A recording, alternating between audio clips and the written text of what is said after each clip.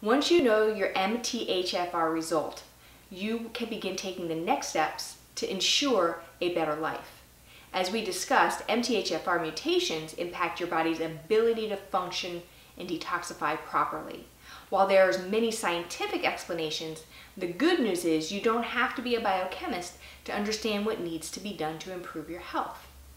If your body has enough 5-MTHFR, then your methylation cycle will work better and you will feel better. Less fatigue, more energy, better health.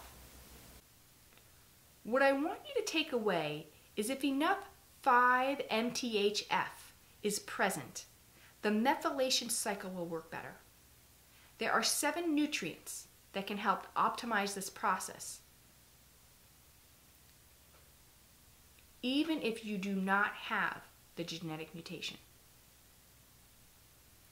5-MTHF is the active form of folate. I'm not talking about the folate they put in cereals. This is just folate in a pre-methylated form, so your body can use it immediately. It doesn't have to go through steps to break it down. And that wastes energy. I'd rather use my energy somewhere else. Pyridoxal 5-phosphate, also known as P5P. This is the scientific active form for vitamin B6. Very important for detoxification and methylation. It's also included in a lot of formulas for sleep. Methylcobalamin. This is the active form of B12.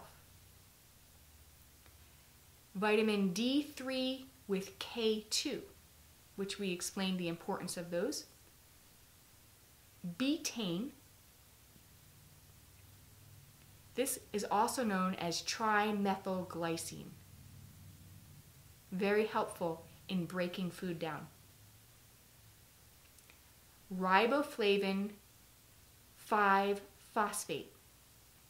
This is B2 in its active form. And magnesium bisglycinate. Now, if you go to a store and you see B2, B6, B12, that is not enough. You need to see that it says the scientific name, riboflavin 5-phosphate, trimethylglycine, methylcobalamin, pyridoxal 5-phosphate. Otherwise, you are not taking the methylated version. And if you have MTHFR, you're just going to have very expensive urine. So get one that is methylated. There are links in the notes sections with recommendations for all of these high quality supplements. Be sure to check there once you review this section. It is important to note that there is not a cut and dry system for figuring out the dosage of these supplementations. Every person is different. Slowly introduce them to your system. Record how you're feeling so you can find the best dosage for you. If you take too much, you will exacerbate your symptoms. So start low and go up. I recommend starting with vitamin B12 methylcobalamin first. For the first several days, begin taking B12 methylcobalamin at the lowest dosage, which would be 1 pill. Then start adding a folate supplement at half the amount of your B12 supplement. For example, you can start taking 1 milligram of B12 methylcobalamin a day, and then add 500 micrograms of a methylated folate. You can keep increasing your folate every few days until you start feeling better. There are also a number of diet and lifestyle changes you can make as well. Avoid products that say folic acid. Remember, folic acid is synthetic vitamin B. It will burden your already compromised system. You need a methylfolate. Folic acid can be found in a number of processed foods, cereals, things that are fortified. Make sure you read labels like a hawk. Folic acid can negatively impact your body's ability to heal. Your body cannot use it, process it, or get rid of it if you have the MTHFR mutation. Having too much in your system will create internal toxins that the body cannot get rid of. It will crowd out your cell, it will kill your cell, and ultimately lead to disease. Eating foods high in vitamin B. While it's important to avoid synthetic or fake vitamin B, it's vitally important to get your natural B through your diet. For example, some great foods to incorporate is chicken, seafood, dark leafy greens, spinach, kale, citrus fruits, and bananas. Reducing toxins. Since your body struggles to detoxify through the methylation process, you want to avoid exposures to toxins, especially heavy metals, as much as possible. Heavy metals are likely the cause of progressive brain diseases that we see in our families, our parents and grandparents. Here are a couple of easy ways you can avoid everyday toxins. Water filtration. It is important to add a water filter in your kitchen for your drinking and cooking water. I also recommend adding water filters to all the taps in your house. Chemicals can be absorbed directly through your skin, so it's important to have filters on your tub and shower too. Air filters. Depending where you live, there can be a number of chemicals in the air. If you live in the city, there are a number of pollutants that impact your health conversely. If you live in a more rural area, agricultural can have a lot of chemicals in the air. Regardless of your zip code, I encourage you to get a HEPA, H-E-P-A air filter. It is a great way to filter and purify the air in your home. And avoid fish that is high in mercury or genetically modified and engineered.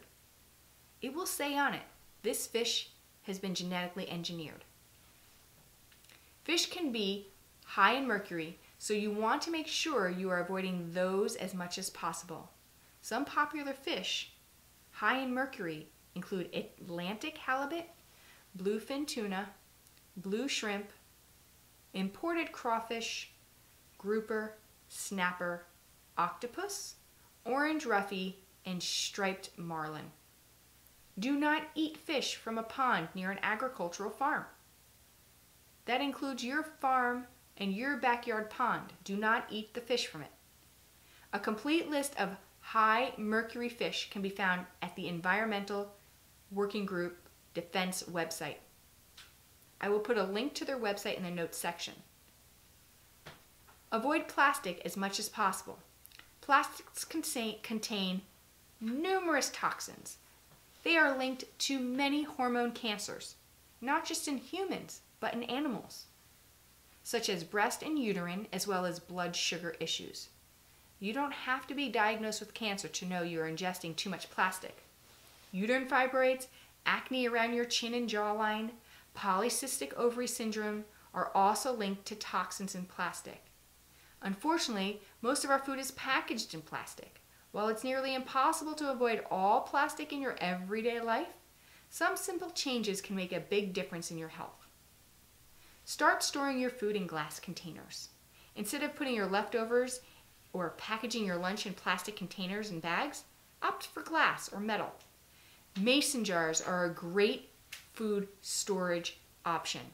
You can reheat food in a toaster oven. Very easy. Never heat food in a plastic container, ever, even if it says microwave safe. Chemicals are known to leach more aggressively into our food and liquid when they are heated. Make sure always heat your food on or in glass containers, glass plates, glass bowls. Keep in mind the food you buy in stores, such as orange juice, butter, and yogurt, are packaged in plastic at high temperatures. That means the food you're ingesting from the plastic container is full of toxins. If you have PMS, you're probably getting too much plastic too. Look in your fridge. How many items are wrapped in plastic? That easy squeezy ketchup and mustard counts too. Plastic touching anything, hot or cold, it doesn't matter. The food absorbs the chemicals of the plastic. Do not drink hot beverages in styrofoam cups or in anything that has a plastic, even if it says heat okay. Again, chemicals are activated with heat and cold, so try to avoid using plastic and styrofoam cups whenever possible. There is a link in the notes section to a QEESI questionnaire, the Quick Environmental Exposure and Sensitivity Inventory Questionnaire. I really encourage you to fill out the questionnaire to help you identify specific health problems and your responses to various chemicals and toxic exposures. You need to know if your body is being burdened. Make sure to download the questionnaire in the notes section. It's important to talk about ways to flush out the toxins that are already in your body. No one ever said, "I want to swim in a dirty fishbowl," ever. It's a good idea to adopt these strategies to make sure your fish bowl stays clean. We wouldn't want you to remove all toxins, as some are beneficial. These tips will help you correctly detoxify. If you have the MTHFR gene mutation, it's important to include a variety of supplements in your daily diet. The supplements we previously discussed are critical to your health. Glutathione is also important. To spare you the nerdy medical talk, it is responsible for cellular damage control. It plays an important role in preventing autoimmune and cancer conditions. However, if you take glutathione, you cannot convert it into its usable form without the presence of 3 amino acids. Glycine, which is found in meat, dairy, and legumes. L-cysteine, also found in meat, turkey, and eggs. And L-glutamic acid, which is found in chicken, eggs, and seeds. I see a lot of people buying glutathione, but it makes for really expensive bowel movements. If you have all the proper amino acids, I recommend glutathione in the nasal form. There's a link in the notes section. For the nasal form, the other way would be a liposomal, and there will be a link to that as well. If you're eating all the foods I just mentioned, I would add L-cysteine to your supplementation list. With MTHFR, your natural ability to produce glutathione is diminished. If you have any history of constipation, diarrhea, gas, and bloating, it's a sign that you're probably not breaking down proteins in dairy properly. Therefore, I recommend my patients to take cysteine. The shelf name is NAC, or N-acetylcysteine. I will post a link in the notes section for this as well. I also encourage patients to take a liver support supplement on a daily basis. This will not only help your body flush toxin, but strengthen your immune system. Most people are deficient in magnesium, and it can positively impact your physical and mental health in a variety of ways. Keep in mind, when one dies from a heart attack, technically, they're really dying from a magnesium deficiency. I will link recommendations for all of these supplements in the notes as well. Eating superfoods such as cruciferous vegetables. Cruciferous vegetables like cauliflower, cabbage, broccoli, Brussels sprouts, bok choy are rich in antioxidants and will help support natural detoxification in a gentle, supportive way. Exercise. Exercise benefits your body and mind in a number of ways. Sweating is a great way to naturally shed toxins in your body. This is just another good reason to make sure you're getting moderate exercise, ideally 5 times a week. Infrared saunas are also a great way to sweat with a vast number of health benefits too. A traditional sauna uses heat to warm the air, which in turn warms your body. An infrared sauna heats your body directly without warming the air around you. Several studies have looked at using infrared saunas in the chronic treatment of health issues such as high blood pressure, congestive heart failure, dementia, Alzheimer's disease, headaches, type 2 diabetes, rheumatoid arthritis, and found some evidence of benefit for all. Now that we have taken the health confusement out of understanding the what, why, and how to support someone with MTHFR gene mutations, the critical idea here is that your genes do not determine your life. You do. This is one way to think of it. If I had a loaded gun, your genes are the bullets and the trigger is your lifestyle. Lifestyle is key. We all know someone who has developed breast cancer without the infamous BRCA genes, and we all probably know someone who has the BRCA gene and does not develop breast cancer. So what if you don't have an MTHFR gene mutation? So what? If you could reduce the toxic burden on your body in a faster way, more effective and efficient, provide the best, most absorbable fuel possible, then why wouldn't you?